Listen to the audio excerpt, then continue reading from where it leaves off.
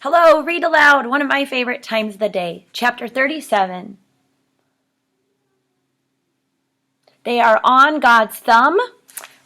Stanley and Zero are together, and they ate all that sploosh. I don't know if they've officially named it. That was in jars that helped keep them hydrated and fed. Chapter 37. We're almost there, said Stanley. He could see the base of the mountain. Now that they were almost there, it scared him. Big Thumb was his only hope. If there was no water, no refuge, then they'd have nothing, not even hope. There was no exact place where the flat land stopped and the mountain began.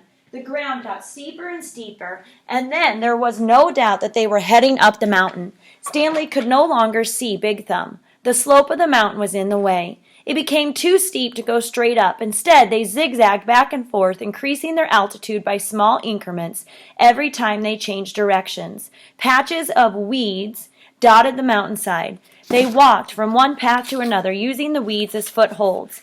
As they got higher, the weeds got thicker. Many had thorns, and they had to be careful walking through them. Stanley would have liked to stop and rest, but he was afraid they'd never get started again. As long as Zero could keep going, he could keep going too. Besides, he knew they didn't have much daylight left. As the sky darkened, bugs began appearing above the weed patches. A swarm of gnats hovered around them, attracted by their sweat.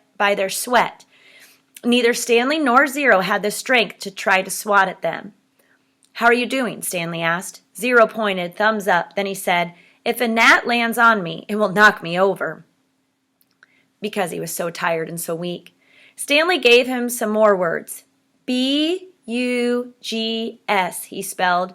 Zero concentrated hard and then said, "Bugs." Stanley laughed. A wide smile spread across Zero's sick and weary face as well. "Bugs," he said. "Good," said Stanley. "Remember, it's a short if there's no E at the end." "Okay, here's a hard one. How about L-U-N-C-H?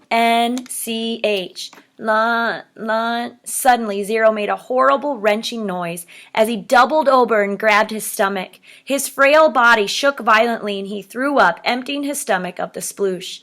He leaned on his knees and took several deep breaths. Then he straightened up and continued going. The swarm of gnats stayed behind, preferring the contents of Zero's stomach to the sweat on the boys' faces. Stanley didn't give him any more words, thinking that he needed to save his strength.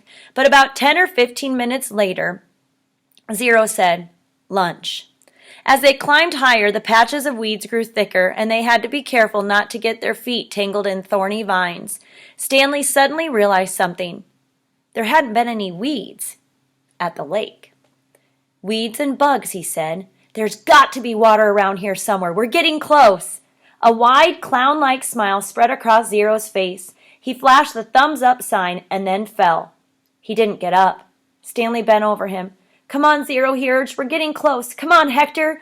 Weeds and bugs. Weeds and bugs." Stanley shook him. "I've already ordered your hot fudge sundae," he said. "They're making it right now." Zero said nothing. Here ends chapter 37. If we were in person, I'd do another chapter, but I'm getting sick of recording these videos today. Plus, I need to get outside because it's really beautiful. Miss you guys.